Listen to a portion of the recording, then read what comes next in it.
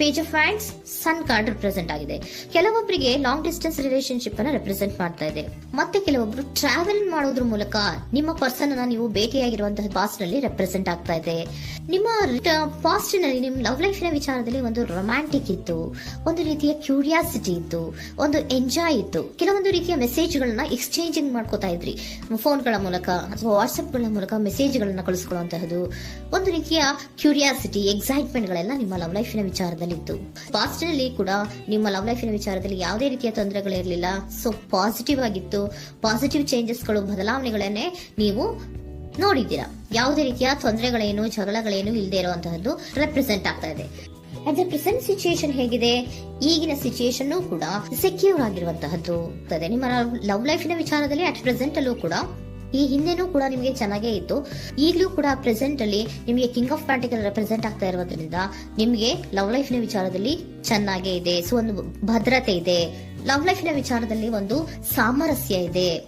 ಯಾವುದೇ ರೀತಿಯ ತೊಂದರೆಗಳು ಏನು ಕಾಣ್ತಾ ಇಲ್ಲ. ಸೆಕೆಂಡ್ ಕಾರ್ಡ್ ಬಂದಿರುವಂತಹದ್ದು ಪ್ರೆಸೆಂಟ್ ಸಿಚುಯೇಷನ್ ಅಲ್ಲಿ ಸ್ಟ್ರೆಂತ್ ಇದೆ, ಬಾಂಡೇಜ್ ಇದೆ. ಚೆನ್ನಾಗಿ ನೀವಿಬ್ಬರ ಮಧ್ಯೆ ಒಂದು ಬಾಂಡೇಜ್ ಇದೆ, ಸಾಮರಸ್ಯ ಇದೆ, ಹೊಂದಾಣಿಕೆ ಗುಣಗಳು ತುಂಬಾ ಇದೆ. ಆದ್ರೂ ಕೂಡ ಅಟ್ ಪ್ರೆಸೆಂಟ್ ಅಲ್ಲಿ ಕೆಲವೊಂದು ವಿಚಾರಗಳ ಬಗ್ಗೆ ಅನುಮಾನವನ್ನ ಪಡ್ತಾ ಇರುವಂತಹದ್ದು ರೆಪ್ರೆಸೆಂಟ್ ಆಗ್ತಾ ಇದೆ.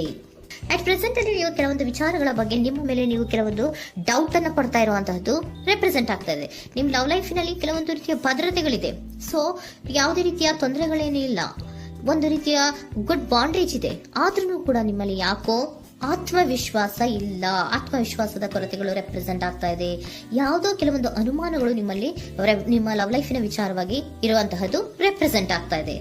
ಏನಾದ್ರೂ ತೊಂದರೆ ಆಗ್ತಾ ಇದೆಯಾ, ನನ್ನ ಲವ್ ಲೈಫಿನ ವಿಚಾರವಾಗಿ ಏನಾದ್ರೂ ತೊಂದರೆ ಆಗ್ತಾ ಇದೆಯಾ ಅಂತ ನಿಮ್ಮಲ್ಲಿ ನೀವು ಅನುಮಾನವನ್ನ ಪಡ್ತಾ ಇರುವಂತಹದ್ದು ರೆಪ್ರೆಸೆಂಟ್ ಆಗ್ತಾ ಇದೆ.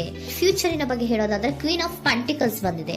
ಕ್ವೀನ್ ಆಫ್ ಪ್ಯಾಂಟಿಕಲ್ಸ್ ಬಂದಿರುವಂತಹದ್ದೇನು, ಒಂದು ರೀತಿಯ ಪೋಷಣೆಯನ್ನ ಮಾಡುವಂತಹದ್ದು ರೆಪ್ರೆಸೆಂಟ್ ಆಗ್ತಾ ಇದೆ.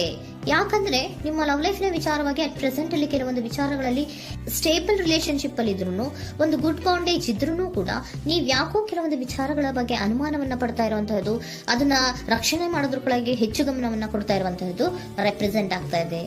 ಇಮಿಡಿಯೇಟ್ ಫ್ಯೂಚರಿನ ಬಗ್ಗೆ ಹೇಳೋದಾದ್ರೆ ನೀವೊಂದು ರೀತಿಯ ಪೋಷಣೆಗಳನ್ನ ಮಾಡುವಂತಹದ್ದು, ನಿಮ್ಮ ಲವ್ ಲೈಫಿನ ವಿಚಾರವಾಗಿ ಕೆಲವೊಂದು ರೀತಿಯ ಹೆಚ್ಚು ಗಮನವನ್ನ ಕೊಡುವಂತಹದ್ದು, ಯಾವುದೋ ನಿಮ್ಮ ವಿಚಾರಗಳಲ್ಲಿ ಹಿಡಿತದಲ್ಲಿ ಏನ್ ಇಟ್ಕೊಂಡಿದ್ರೋ, ನಿಮ್ಮ ಪೊಸೆಸಿವ್ನೆಸ್ ಅನ್ನ ಏನ್ ಇಟ್ಕೊಂಡಿದ್ರೋ, ಯಾವುದೋ ಕೆಲವು ವಿಚಾರಗಳಲ್ಲಿ ನೀವು ಬಹಳಷ್ಟು ಓಪನ್ ಅಪ್ ಆಗಿ ಮಾತಾಡದೆ, ಯಾವ ವಿಚಾರಗಳನ್ನು ಕೂಡ ಹೇಳ್ಕೊಳ್ಳದೆ, ನಿಮ್ಮಲ್ಲೇ ನೀವು ಕೆಲವೊಂದು ಬೇಜಾರುಗಳನ್ನ ಏನ್ ಇಟ್ಕೊಂಡಿದ್ರೋ ಆ ವಿಚಾರಗಳನ್ನ ನೀವು ಮಾತಾಡುವಂತಹ ಸಾಧ್ಯತೆಗಳು ಇಮ್ಮಿಡಿಯೇಟ್ ಫ್ಯೂಚರ್ ನಲ್ಲಿ ಕಾಣಿಸ್ತಾ ಇದೆ.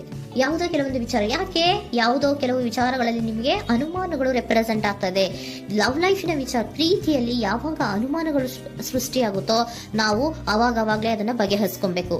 ನಮ್ಮಲ್ಲೇ ಇಟ್ಕೊಳ್ಳೋದು, ಅಯ್ಯೋ ಏನಾಗ್ತಾ ಇದೆಯೋ ಅಂತ ಕೊರ್ಗೋದು ಅಥವಾ ಏನಾಗ್ಬಿಡುತ್ತೋ ಅಂತ ಭಯ ಪಡುವಂತಹದ್ದು ಏನು ಬೇಕಾಗಿಲ್ಲ. ಯಾಕಂದ್ರೆ ಲವ್ ಇರುವಂತಹದ್ದೇ ನಂಬಿಕೆಯ ಬುನಾದಿಯ ಮೇಲೆ.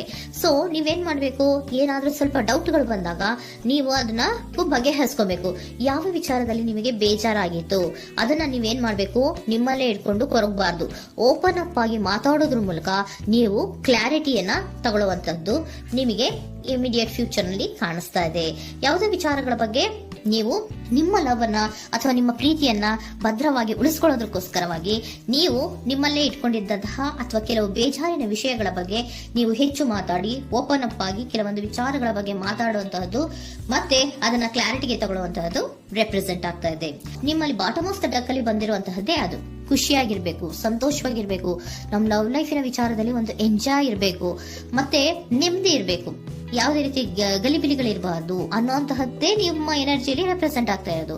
ಅದಕ್ಕೋಸ್ಕರನೇ ನೀವ್ ಏನೇನು ಕೆಲವೊಂದು ಸ್ವಲ್ಪ ಅನುಮಾನವನ್ನ ಪಡ್ತಾ ಇದ್ರಿ ಅಥವಾ ಕೆಲವೊಂದು ವಿಚಾರಗಳಲ್ಲಿ ನೀವು ಡಿಸ್ಟರ್ಬ್ ಆಗಿದ್ರಿ, ಓಪನ್ ಅಪ್ ಆಗದೆ ಹೇಳ್ದೆ ನಿಮ್ಮಲ್ಲೇ ನೀವು ಬೇಜಾರನ್ನ ಮಾಡ್ಕೊಂಡು ಏನು ಕೆಲವು ವಿಚಾರಗಳ ಬಗ್ಗೆ ಕೊರಗ್ತಾ ಇದ್ರಿ, ಅದನ್ನ ನೀವು ಓಪನ್ ಅಪ್ ಆಗಿ ಮಾತಾಡಿ ಅದರ ಬಗ್ಗೆ ತಿಳ್ಕೊಳ್ಳುವಂತಹದ್ದು, ಅದನ್ನ ಕ್ಲಾರಿಟಿಗೆ ತಗೊಳ್ಳುವಂತಹದ್ದು ನಿಮ್ಗೆ ರೆಪ್ರೆಸೆಂಟ್ ಆಗ್ತಾ ಇದೆ. ಪಾಸ್ಟಿನಲ್ಲಿ ನಿಮ್ಗೆ ತುಂಬಾನೇ ಚೆನ್ನಾಗಿತ್ತು, ಅಟ್ ಪ್ರೆಸೆಂಟಿನಲ್ಲೂ ತುಂಬಾನೇ ಚೆನ್ನಾಗಿದೆ. ಬಟ್ ಕೆಲವೊಂದು ವಿಚಾರಗಳ ಬಗ್ಗೆ ನೀವು ಸೆಲ್ಫ್ ಡೌಟ್ ಅನ್ನ ಪಡ್ತಾ ಇರುವಂತಹದ್ದು ರೆಪ್ರೆಸೆಂಟ್ ಆಗ್ತಾ ಇದೆ. ಏನಾಗ್ತಾ ಇದೆಯೋ ಅನ್ನೋದ್ರ ಬಗ್ಗೆ ನೀವು ಸ್ವಲ್ಪ ವಿಶ್ವಾಸವನ್ನ ಕಡಿಮೆ ಮಾಡ್ಕೊಳ್ತಾ ಇರುವಂತಹದ್ದು ರೆಪ್ರೆಸೆಂಟ್ ಆಗಿತ್ತು. ಬಟ್ ಆದ್ರೆ ಇನ್ನು ಇಮಿಡಿಯೇಟ್ ಫ್ಯೂಚರ್ ನಲ್ಲಿ ಏನಪ್ಪಾ ಅಂದ್ರೆ ನಿಮ್ಮ ಲವ್ ಲೈಫ್ ಅನ್ನ ನಾವು ಉಳಿಸ್ಕೊಬೇಕು, ನಾನು ಎಲ್ಲವನ್ನ ನನ್ನ ಕಂಟ್ರೋಲ್ ಅಲ್ಲೇ ಇಟ್ಕೊಂಡು ಅಥವಾ ಪೊಸೆಸಿವ್ನೆಸ್ ಅನ್ನ ಬೆಳೆಸ್ಕೊಂಡು ನಾನೇ ಬೇಜಾರು ಮಾಡ್ಕೊಂಡಿದ್ರೆ ಸರಿ ಇಲ್ಲ, ನಾನು ಓಪನ್ ಅಪ್ ಆಗಿ ಮಾತಾಡಿ ಕೆಲವೊಂದು ವಿಚಾರಗಳ ಬಗ್ಗೆ ನಾನು ಕ್ಲಾರಿಟಿಯನ್ನ ತಗೋಬೇಕು ಅಂತ ಆಲೋಚನೆಯನ್ನ ಮಾಡ್ತಾ ಇರುವಂತಹದ್ದು ರೆಪ್ರೆಸೆಂಟ್ ಆಗ್ತಾ ಇದೆ. ಓಕೆನಾ, ಒಂದು ಏಂಜಲ್ ಗೈಡೆನ್ಸ್ ನ ನಿಮ್ಮ ಲವ್ ರೀಡಿಂಗಿನ ವಿಚಾರವಾಗಿ ತಗೊಂಡ್ಬಿಡೋಣ ಅಲ್ವಾ. ದ ಸಿಚುಯೇಷನ್ ವಿಲ್ ಇಂಪ್ರೂವ್, ಸಿಚುಯೇಷನ್ಗಳು ಇಂಪ್ರೂವ್ ಆಗತ್ತೆ. ನೀವು ನಿಮ್ಮಲ್ಲೇ ಇಟ್ಕೊಂಡು ಕೊರಗಬೇಡಿ. ಯಾವುದೇ ವಿಚಾರಗಳನ್ನ ನಾವು ಓಪನ್ ಅಪ್ ಆಗ್ಬೇಕು. ನಾವೇ ಬೇಜಾರು ಮಾಡ್ಕೊಂಡ್ರೆ ಅವ್ರಿಗೆ ಏನ್ ಅರ್ಥ ಆಗುತ್ತೆ, ನಿಮ್ ಪರ್ಸನ್ ಏನ್ ಅರ್ಥ ಆಗುತ್ತೆ, ಏನಕ್ಕೆ ಬೇಜಾರು ಮಾಡ್ಕೊಂಡಿದೀರಾ ಅಂತ ಅವ್ರು ತಿಳ್ಕೊಬೇಕು ಅಲ್ವಾ. ನಿಮ್ಗೆ ಅವರಲ್ಲಿ ಏನೇ ರೀತಿ ಕ್ಲಾರಿಟಿ ಬೇಕು ಅಂದ್ರೂ ಕೂಡ ನೀವು ಮಾತಾಡಿ ಕ್ಲಿಯರ್ ಮಾಡ್ಕೊಳ್ಳಿ. ಅವಾಗ ಏನಾಗುತ್ತೆ, ದ ಸಿಚುಯೇಷನ್ ವಿಲ್ ಇಂಪ್ರೂವ್ ಆಗತ್ತೆ. ಇದಿಷ್ಟು ನಿಮ್ಮ ಮಂತಿನ ಲವ್ ರೀಡಿಂಗ್.